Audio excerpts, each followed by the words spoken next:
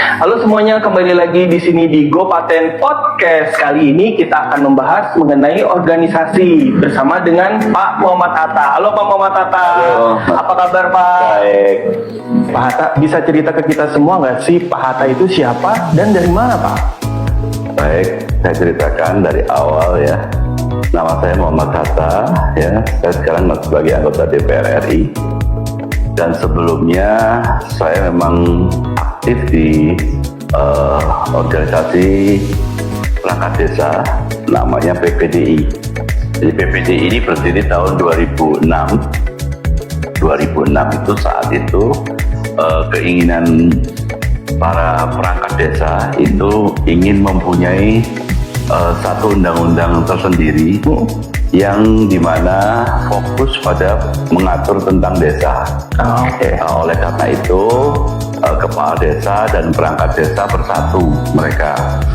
Karena kepala desa itu sudah ada organisasinya, ya saat itu ada Parade Nusantara, ada Papdesi, ada Abdesi dan sebagainya gitu ya. Jadi ada beberapa organisasi kepala desa. Lah perangkat desanya itu, di mana perangkat desa ini merupakan unsur yang tak terpisahkan di pemerintahan desa. Yaitu mulai dari sekretaris desa, terus ada kaur, kepala urusan rumah tangga ya, entah itu kaur keuangan, kaur kesra dan sebagainya. Ada juga kasih ya, kepala seksi ya. Kepala seksi ini kepala seksi macam-macam ya. Kepala seksi ada beberapa kepala seksi yang ada. Juga ada kadus, kepala dusun, ada bayan ya. Jadi artinya perangkat desa ini cukup banyak ya, di setiap desa kurang lebih sekitar 10 sampai 15 lah. Ya untuk desa-desa yang besar bahkan sampai 20 sampai 30 ya. Jumlah penduduknya kalau misal desa sampai jumlah penduduknya sampai 10.000 mungkin kepala desanya, kepala dusunnya bisa beberapa. Jadi organisasi perangkat desa ini di bawah kepala desa jumlahnya itu tergantung dengan kondisi desa yang ada. Jadi berdasarkan itulah mereka, karena keinginan yang kuat untuk memiliki undang-undang desa, mereka berharap mereka itu punya organisasi ya. Mulai dari situlah kita berpikir bahwasanya kita mendirikan organisasi. Saat itu terpikirkan namanya PPDI, Persatuan Perangkat Desa Indonesia. Jadi ini bukan kepala desa ya, jadi perangkat desa. Perangkat desa inilah yang mendirikan PPDI, dan sampai sekarang jumlahnya mungkin udah hampir ratusan ribu ya. Banyak juga. Karena kita punya 80.000 desa. Nah, kalau 80.000 desa kali 10 orang aja, setiap desanya udah ada 800.000 orang. Jadi organisasi ini cukup besar, dan di situ mereka berharap ada sebuah perjuangan ya tentang kesejahteraan masyarakat desa, kesejahteraan desa, dan juga kesejahteraan perangkat desa itu sendiri. Oleh karena itu mereka membuat organisasi ini dan berharap dengan adanya organisasi bisa memperjuangkan hak-hak mereka sebagai perangkat desa. Jadi saya kira ini satu organisasi yang cukup masif ya jumlahnya, dan sekarang mungkin kalau diperkirakan sekitar ratusan ya, mungkin 200-an lebih kabupaten yang tergabung. Ya, kalau di kecamatannya, di desanya mungkin sudah hampir ya 50% more than 50% ya, 50% lebih. Ya kurang lebih ya sekitar 300-400 ribu orang sudah tergabung di organisasi PPDI ini. Pak, ini kan kebetulan kalau kita ngerti nih perangkat desa ya Pak. Cuma pemirsa kita di rumah kan ada dari milenial, Gen Z. Yang disebut perangkat desa itu mungkin pemerintahan di sana, PNS atau apa Pak? Bisa tolong dijelasin sedikit Pak? Enggak, perangkat desa ini non PNS. PNS. Non PNS. Non PNS, non PNS. Jadi perangkat desa ini organisasi organik yang ada di desa. Dulu dahulunya sebelum Republik ini ada, itu desa kan sudah ada. Iya. Desa-desa sudah ada. mereka itu dulu dikatakan sebagai pamong kalau di Jawa ini. Oke. Pamomong yang ngemong masyarakat. Jadi mereka diambil oleh masyarakat, dipilih oleh masyarakat berdasarkan wilayah mereka masing-masing. Mereka mengambil kepala dusun berdasarkan musyawarah mufakat menunjuk seseorang, sehingga seorang itu bisa menjadi perangkat desa atau pengurus desa kali ya. Ya, saya kira itu Mas. Nah, organisasi. Kalau perangkat desa, pengurus desa itu ada hubungannya sama RT RW atau beda lagi, Pak? Beda Mas. Kalau RT RW itu kan unsur dari pemerintahan. Iya, betul. Kalau ini masyarakat desa ini memberikan penghargaan kepada desa itu sendiri untuk diwakili oleh unsur-unsurnya mereka. Wah, jadi nambah pengetahuan. Jadi berbeda antara RT RW dengan perangkat desa, berbeda. Kalau RT RW itu kan yang baru-baru ini Mas. Iya, betul. Zaman dulu kan nggak ada tuh RT RW. Tapi kalau pamong desa itu dari dulu sudah ada. Sudah ada. Atau mungkin Pak kalau boleh bisa kasih contoh nggak Pak? Apa tuh? Yang tadi tuh Pak, yang perangkat desa misalnya di daerah mana itu apa gitu Pak? Misalnya itu mereka hanya ada di desa ya. Jadi desa itu ada di kabupaten. Oke. Ya, di kabupaten ada beberapa kabupaten itu yang memang ada kelurahannya cuma 1-2 biasanya, nggak banyak gitu. Tapi rata-rata kabupaten itu isinya desa. Perangkat desa itu adanya di kabupaten biasanya. Jadi kabupaten itu kadang-kadang memiliki desa tergantung dengan kesepakatan yang ada dengan warga setempat. Ya, misalnya saya di dapil saya yang ke Klaten itu kan ada sekitar 400 desa. Ya, 401 desa, satu desa dan kelurahan itu kan, kelurahan cuma 2 apa 3 gitu. Rata-rata desanya hampir 400-an desa. Banyak juga ya Pak. Jadi ya dengan adanya itu otomatis di Klaten itu perangkat kalau dikalikan 10 aja kurang lebih perangkat desanya ada 4.000 orang. Wow. Jadi satu kabupaten itu ada 4.000 orang gitu kan.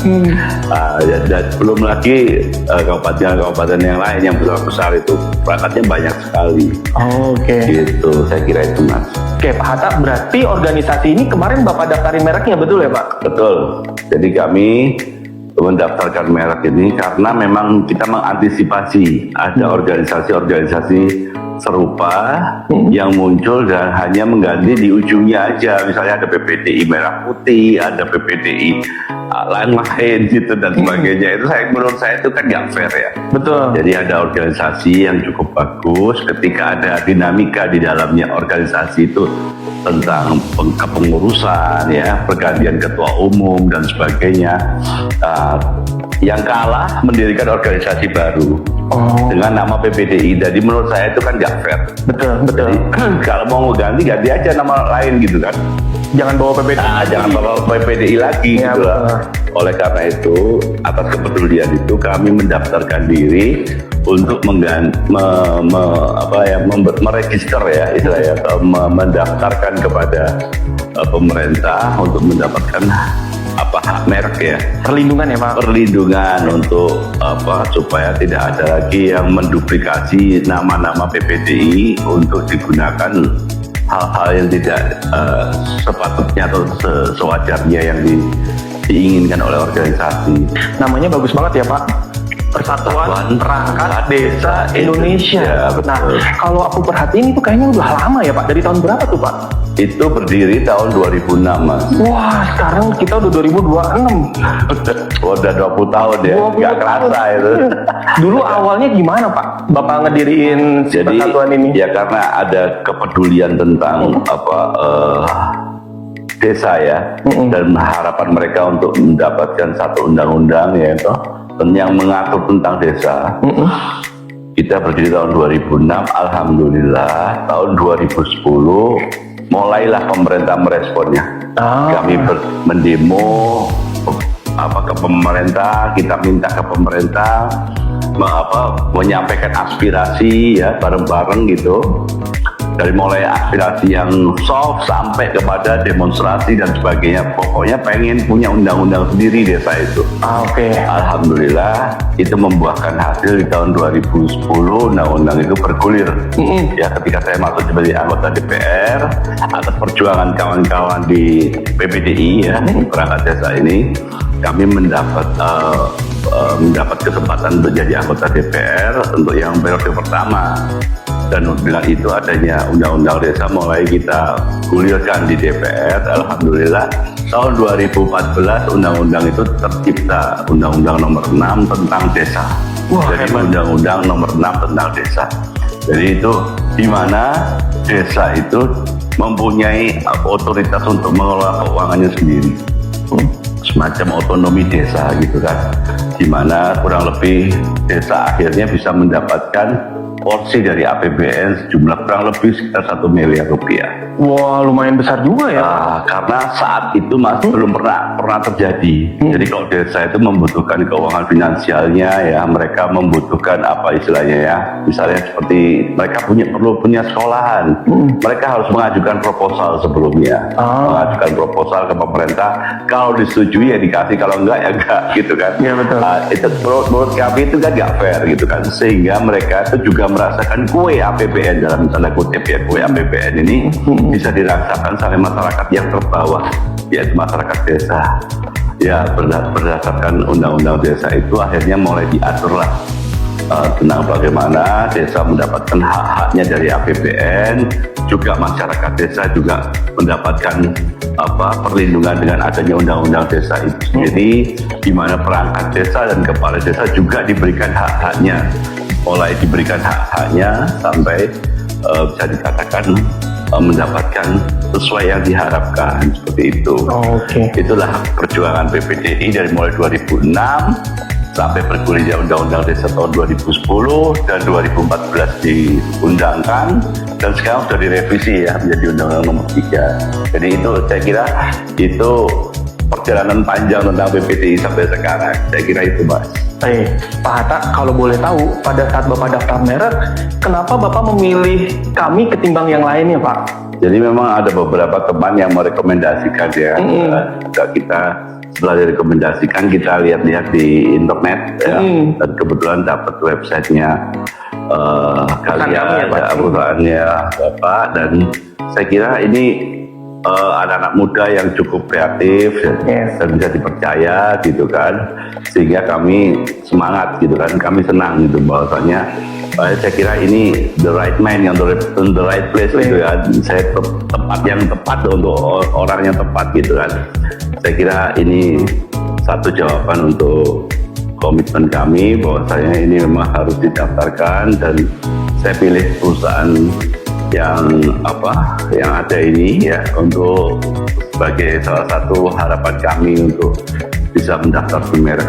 Dan terbukti Bapak dapat sertifikat ya? Ya, dapat sertifikat ini. Alhamdulillah, terima kasih. Saya kira ini cuman simplify ya.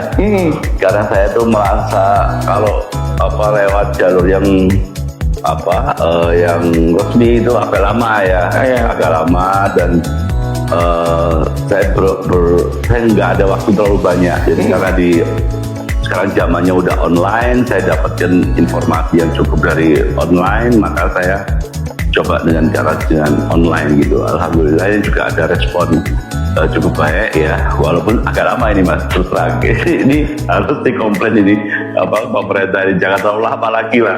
Kalau bisa tuh agak cepat, karena kalau organisasi kayak begini kan harus menunggu sekian lama, nanti kan jadinya gejolak ya. Mereka merasa kok kita udah action belum sih, kan itu namanya organisasi besar gitu kan. Jadi saya berharap juga pemerintah agak cepat lah ya, agak cepat kalau merespon tentang merek ini dan sebagainya, karena ini memang penting ya, penting untuk orang bisnis, apalagi lebih penting lagi gitu kan. Nah, supaya kita tidak kalah bersaing dengan dunia luar lah. Betul. Nah, kita klarifikasi dulu nih Pak, lamanya itu dari Kementerian Hukumnya ya Pak? Iya, makanya itu. Bukan dari kaminya ya Pak Pirsa. Kalau dari kaminya kan cepat banget ya Pak? Justru itu saya bilang ke pemerintahnya harus fast respon. Ya, betul. Kalau kita sebagai orang swasta, Bapak sebagai orang swasta gitu ya, kan itu bagaimana katanya pemerintah gitu kan. Kalau mereka itu fast respon, saya kira kita juga cepat gitu kan. Nah, jadi saya kira itu. Jadi pada saat itu Bapak nunggu untuk sampai sertifikat kan kurang lebih hampir 1 tahun ya Pak? 1 tahun itu saya bilang gila ini masa urusin kayak begini aja udah 9 tahun gitu kan. Betul-betul. Dan saya memang tidak melakukan lobby kepada mereka supaya ini naturally tidak ada intervensi pemerintah dalam mengharapkan seperti itu. Dan saya sama sekali tidak melobi pemerintah untuk mendapatkan merek ini sama sekali kan Mas. Betul. Tidak ada sama sekali. Jadi saya 100% kepada mekanisme yang berlaku. Betul. Makanya Pak, Bapak kan sering banget tuh follow up ke kita, udah jadi belum? Apalagi tim Bapak juga kontak ke kita terus, ini udah selama ini. Tapi gimana perasaan Bapak setelah dapat sertifikat Pak? Saya kira ini kesempatan yang luar biasa ya, dan juga ini ditunggu oleh mungkin ratusan ribu orang. Iya, betul. Tentang kepastian sertifikat tentang PPDI ini. Saya berharap ini sebuah langkah maju ya ke depannya supaya organisasi ini lebih kuat, lebih kompak lagi ya, sehingga tidak muncul organisasi-organisasi baru yang menurut kami itu justru kontraproduktif, tidak ada manfaatnya gitu. Pak, kita mau lanjut lagi nih. Nah, kan ini banyak banget desa yang terlibat ya Pak? Iya. Gimana Bapak mengatur semuanya Pak? Nah, ya karena kita kan punya organisasi ya Mas. Organisasi itu di tingkat level pusat, lewat pimpinan pusat ya, pimpinan pusat PPDI gitu kan. Ada juga nanti pimpinan provinsi PPDI, ada juga pimpinan daerah PPDI, nanti ada juga di tingkat desa, Kordes namanya, koordinator desa. Jadi leveling itu dari mulai bawah sampai ke atas Mas. Oh, sistemnya berarti berjalan ya Pak? Sudah semua sudah terbentuk. Dan semua di desa juga ada ya, perkumpulan itu di semua desa mungkin ya, itu sudah mulai terbentuk ya, satu demi satu mereka sudah memperoleh istilahnya pengakuan dari pusat untuk sebagai cabang atau kordes atau perwakilan daerah, perwakilan provinsi, itu semua sudah kita certified semua gitu kan, bahwasanya datanya pun kami punya semua se-Indonesia. Jadi itu yang mungkin membuat organisasi ini ya berjalan secara natural ya, secara organik, tidak di boosting atau tidak diciptakan atau tidak dengan organik mereka bergabung sendiri, dan karena mereka mungkin merasakan bahwasanya organisasi ini ada manfaatnya gitu kan. Sekarang sebelumnya Mas, ini sebagai informasi, mereka itu kan gajinya kan nggak pasti. Ada yang sampai cuma 500.000 sebulan gitu, ada yang 1 juta, ada yang 600.000, nggak sama lah. Dengan adanya organisasi ini kita berjuang, akhirnya kita mendapatkan pengakuan dari pemerintah lewat PP nomor 11 tahun 2011 itu, bahwa artinya tahun 2019 ya, PP nomor 11 2019 itu menjelaskan bahwasanya hak perangkat desa atau gaji perangkat desa itu distandarkan menjadi golongan 2A. Ya artinya gajinya sudah di atas 2 juta gitu kan. Menurut mereka yang mereka dapat 500 biasanya itu pun masih dihutang oleh kabupaten, tidak dibayarkan langsung, itu biasa dirapel 2 bulan 3 bulan baru dibayarkan, kadang-kadang sampai 6 bulan baru dibayar. Sekarang mereka dapat langsung dari porsi dari APBN, sehingga ada kenyamanan bagi mereka bahwasanya kalau kita bergabung di organisasi ini ada manfaat, ada perjuangan yang berhasil, ada perjuangan yang bisa didapatkan dari adanya organisasi ini. Saya kira itu Mas. Nah Pak Hatta, sebenarnya kalau orang pengen ikut organisasi PPDI ini, itu sebenarnya bayar atau gimana Pak? Oh enggak, jadi PPDI ini memang khusus untuk perangkat desa. Kalau orang awam nggak bisa kalau ikut, karena bukan perangkat desa ya. Bahkan kita punya sampai punya kooperasinya, namanya Koperdes, Koperasi Perangkat Desa. Itu koperasi itu cukup maju ya, cukup canggih, bahkan sudah ada aplikasinya. Mereka bisa transfer uang dari situ dan sebagainya gitu. Jadi sebuah organisasi yang menurut saya cukup bonafit lah, cukup bisa dipercaya. Sehingga menurut saya kalau perangkat desa tidak bergabung di BPDI ini, saya kira yang rugi perangkat desanya itu sendiri, karena dia tidak update terhadap kondisi situasi dan kondisi yang terakhir ya. Kira-kira apa kepedulian pemerintah atau tunjangan-tunjangan mereka yang sedang kita perjuangkan, hak-hak mereka yang sedang kita perjuangkan, kira-kira apa gitu kan. Sehingga itu membuat mereka seharusnya bergabung. Kalau mereka merasa bagian dari perangkat desa, mereka bergabung di BPDI. Oke, Pak Hatta, aku sekarang pengen ngomongin mengenai personal branding nih Pak. Ya. Nama Bapak kan Muhammad Hatta, orang udah pada tahu ya Pak, apalagi di dunia politik. Sebenarnya Bapak ngebangun nama Bapak itu memang sudah sebesar di atas ini, atau Bapak dari awal benar-benar merangkak Pak? Saya justru mulai berpolitik itu tahun 98 ya. Tahun 98 Pak? 98, ketika Indonesia itu beralih ya dari pemerintah Orde Baru ya, kita mengharapkan satu pemerintahan yang baru ya, yang fresh dengan adanya munculnya Orde Reformasi. Dengan itu anak kita sebagai anak muda, saat itu saya mahasiswa, kami ikut demo, ikut apa untuk memperjuangkan nasib bangsa dan negara ini untuk lebih baik lagi. Nah, saat itulah saya berpolitik gitu kan. Saya pengen jadi anggota DPR pun baru terlaksana ketika saya bersama PPDI ini. Oh, berarti awal-awal orang belum tahu Bapak dong ya kalau masih zaman kuliah? Oh ya pastilah, pasti saya bukan orang yang terkenal atau bagaimana enggak ya.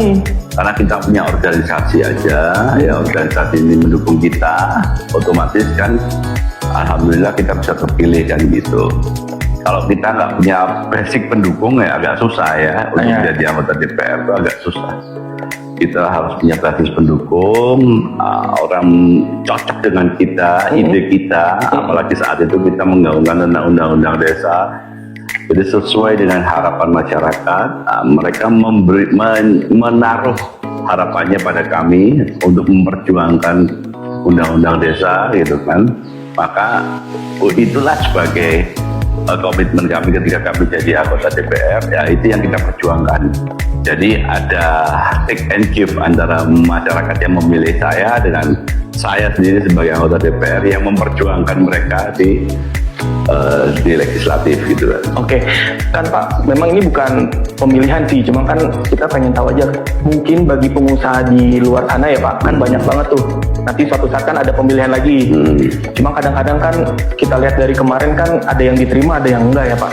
Iya. Nah, kalau menurut Bapak nih, pengalaman Bapak Pak, kalau misalnya yang nggak diterima ya Pak, itu kira-kira faktor apa ya Pak? Ya karena gini Mas ya.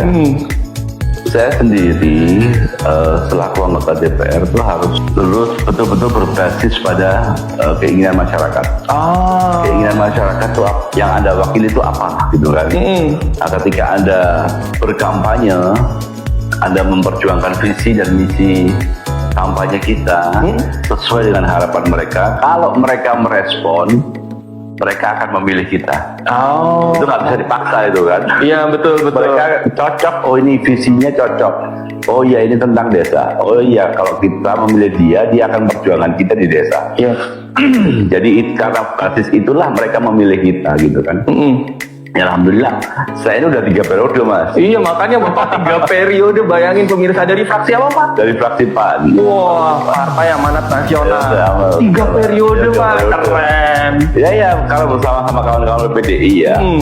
Mereka mendukung saya dan saya tetap komit dengan desa itu. Sampai sekarang pun saya tetap komit dengan desa. Bagaimana perjuangannya untuk desa, bagaimana desa itu maju, desa itu mendapatkan hak-haknya dan alhamdulillah sekarang ini pemerintah Prabowo ini kan luar biasa ya dengan desa ya, adanya Kopdes ya, kooperatif desa, sekarang juga adanya makan bergizi gratis yang basisnya juga di desa dan sebagainya gitu kan, yang mana nanti kedepannya mungkin desa itu akan diharapkan sebagai tulang punggung perekonomian di Indonesia gitu kan.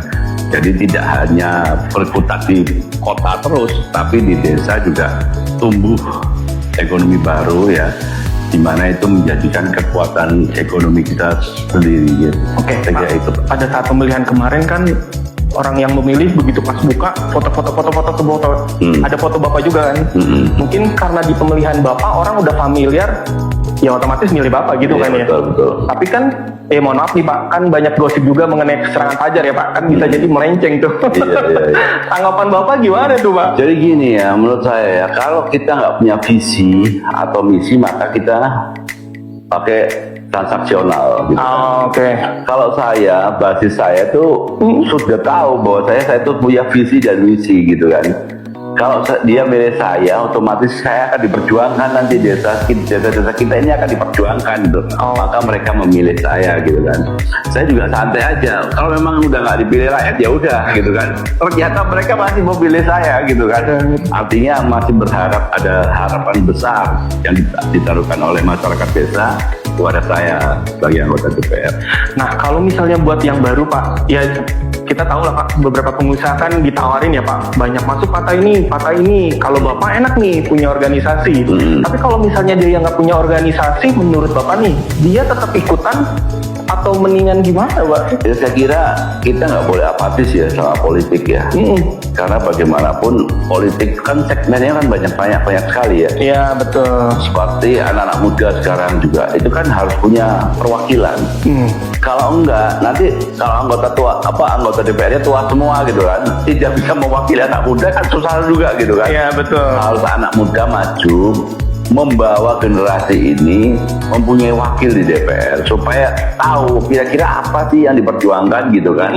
Apa sih emang, karena kan beda sekarang ini, beda banget ini Gen Z ini beda banget ya. Betul. Beda banget mereka, cara bekerjanya berbeda ya, work from home, work from anywhere gitu kan. Mereka nyantai di kafe tapi mereka kerja gitu kan. Betul. Itu kan beda banget sama zaman-zaman kita dulu. Betul.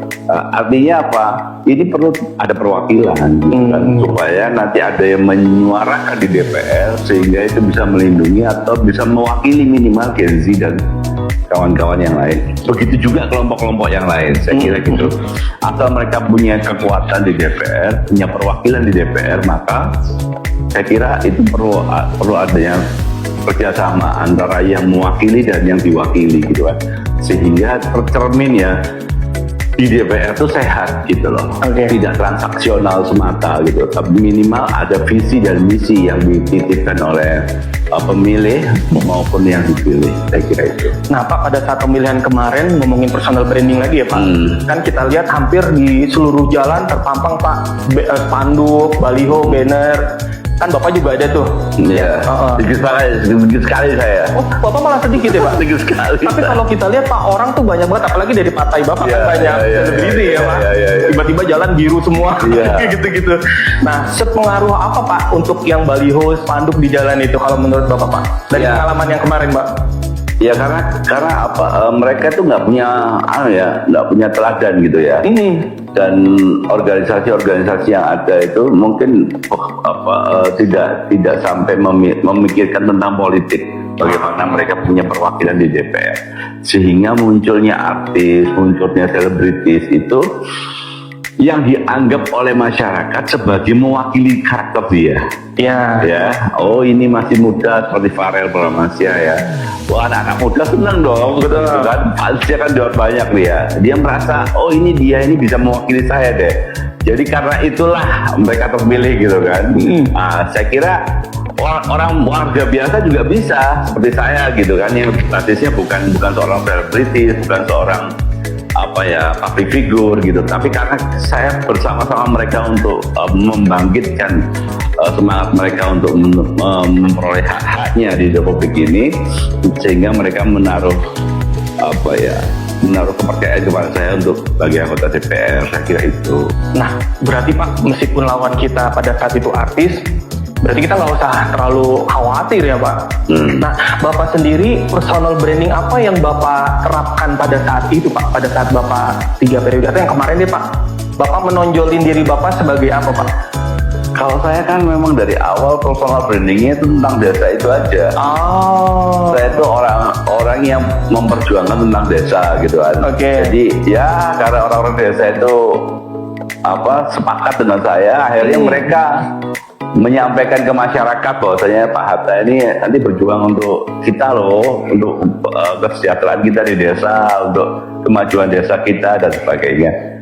Sehingga masyarakat memilih kita sebagai anggota DPR kan gitu. Dan sudah mungkin Pak Hatta sudah terbukti ya Pak. Maksudnya Iya. hasil-hasil dari PPDI udah kelihatan Bapak demo, ada hasilnya, iya. dan akhirnya dipercaya ya Pak. Betul. Oke Pak, pada saat kita balik lagi ke Iya. ini ya Pak. Apa yang memotivasi Bapak setiap pagi Bapak bangun Pak? Nah, kan kadang-kadang harus ada yang bikin ngedorong. Ya, jadi kita ini sebagai makhluk insan Tuhan ya, kita itu dalam agama saya ya, agama Islam itu dikatakan khairun nas anfa'uhum linnas, sebaik-baik manusia yang berbuat baik kepada manusia lain. Sebaik-baik manusia ya, berarti kan kita dikategorikan the best. Yes. The best personal, orang itu, the best people itu adalah orang yang berguna untuk orang lain. Nah itulah. Oleh karena itu saya pengen jadi seperti itu supaya kita itu ada manfaatnya hidup di dunia ini. Hidup kan cuma sekali Mas. Betul.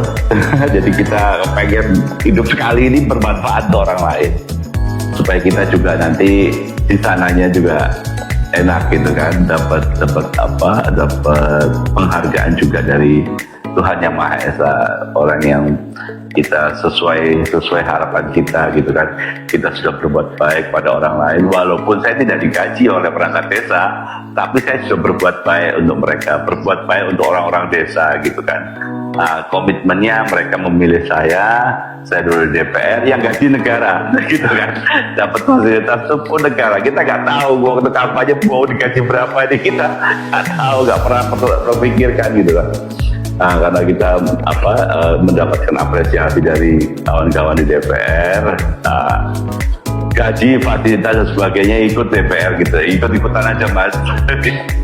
Seperti itu. Oke, Pak, kan kalau aku lihat dari cara Bapak ngomong nih Pak, dari awal kita ketemu setahun yang lalu ya Pak, Bapak kan kalau aku lihat orangnya ambisi banget, dan sampai kayaknya keberhasilannya udah lumayan tinggi banget. Sebenarnya Bapak sendiri pernah mengalami terpuruk nggak sih Pak? Sebetulnya gini ya Mas ya, kalau saya tuh berpikir kalau kita memang serius ya, Fa'idha azamta fatawakal Allah. Kalau kita sudah mengambil keputusan, maka kita harus serius Mas. Maka setelah kita serius, setelah bekerja serius, kita tawakal kepada Tuhan gitu kan. Terserah deh, pokoknya gue udah melakukan yang terbaik ya, the best jadi ya, yang saya sudah lakukan. Nah, penilaiannya itu ada di masyarakat, penilaiannya di kawan-kawan kita yang berharap gitu ya, banyak pada saya, ya itulah. Buktinya saya terpilih menjadi 3 kali kan Mas, sekali. Kalau saya enggak, saya dianggap tidak mewakili mereka kan kapok kan, udah gak pilih saya lagi. Tapi alhamdulillah saya bisa 3 periode ini saya duduk sebagai anggota DPR, artinya masyarakat masih mengharapkan saya. Saya merasa hidup ini santai-santai aja gitu ya. Saya nggak pernah merasa hidup ini rendah gitu kan. Jadi saya itu orangnya easy going gitu. Jadi kalau memang rezeki itu lagi nggak baik ya saya mengurangi pengeluaran gitu aja. Gitu. Kalau rezeki lagi baik ya alhamdulillah kita bisa apa yang kita inginkan tercapai. Jadi nggak terlalu tak pikir terlalu berat gitu ya. Saya nggak bukan orang yang terlalu gimana ngejar sesuatu, enggak. Karena kenapa saya berambisi? Karena ada sesuatu yang saya perjuangkan. Ya, ada sesuatu yang saya perjuangkan, makanya saya dengan begitu saya tuh ada ambisi gitu kan. Harus ambisi seperti saya harus ngegolin undang-undang desa nih, harus jadi, harus bener ya. Nah itu yang mungkin jadi motivasi saya gitu. Itu yang menyenangkan. Alhamdulillah semua terwujud Mas. Ya kita berdoa terus supaya yang kita harapkan semua terlaksana. Oke. Rumahnya asri ya Pak? Enak ya. Enak banget di sini Pak. Saya buat kayak suasana desa. Karena saya orang desa, Mas. Oh, Di Solo dari mana? kan, dari Solo saya. Oh, dari Solo. Tapi saya Solo. Oke, Pak, terima kasih banget nih ngobrol-ngobrol kali ini. Kalau orang pengen tahu mengenai PPDI, bisa kunjungi kemana, Pak? Ya, kita kan punya website ya, website PPDI, ada push info tentang PPDI gitu kan. Alamatnya apa, Pak, websitenya? Cari aja pokoknya PPDI pasti ketemu deh. Gak susah kok ya, gak susah. Karena banyak sekali yang posting-posting, Mas. Banyak sekali yang punya website gitu punya. Tapi karena mereka semangat gitu ya, semangat mereka. PPDI ini buat website sendiri, PPDI ini buat website sendiri. Jadi kita memperbolehkan aja. Nanti kita mungkin di situ. Jadi kalau paling gampangnya PPDI diperoleh di mana infonya? Cari kepala perangkat desanya. Oh ya, cari Di desa itu sudah ada. Gampang kok PPDI itu. Oke, Ya. Pak, semoga organisasi PPDI makin sukses terus ya, Pak. Ya, terima kasih banyak.